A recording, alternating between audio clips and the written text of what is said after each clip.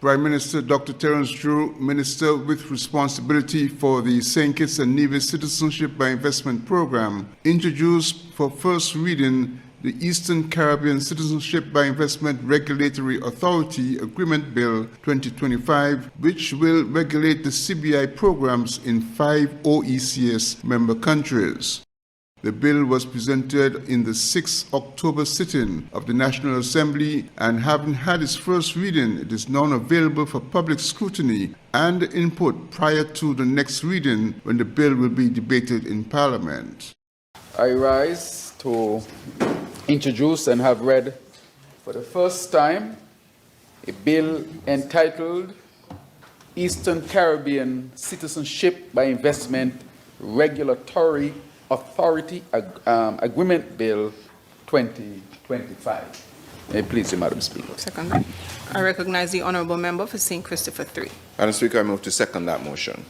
The question is that the bill shortly entitled Eastern Caribbean Citizenship by Investment Regulatory Authority Agreement Bill 2025 be read a first time.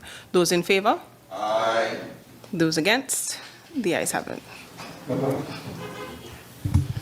A bill to give effect to and to provide for the implementation of the agreement establishing the Eastern Caribbean Citizenship by Investment Regulatory Authority, ECCIRA, and for related matters, otherwise known as the Eastern Caribbean Citizenship by Investment Regulatory Authority Bill, Agreement Bill 2025. The proposed legislation comes as a result of months of work done by an interim regulatory commission, which was headed by ECCB Governor Timothy Antoine. The legislation is to be discussed in all CBI operating member countries of the OECS with the aim of establishing the Eastern Caribbean Citizenship by Investment Regulatory Authority. At the second Investment Gateway Summit held at the Marriott earlier this year, the ECCB Governor outlined the objectives for the Regional Regulatory Authority. What are the objectives of this regional regulator we've been asked to set up? First, it is to regulate and supervise the industry through a uniform law and common standards. What do we mean by that? We mean that there shall be one law for all 5 countries. Can that work? It sure can. We believe it can. ECCB is Exhibit A that it can.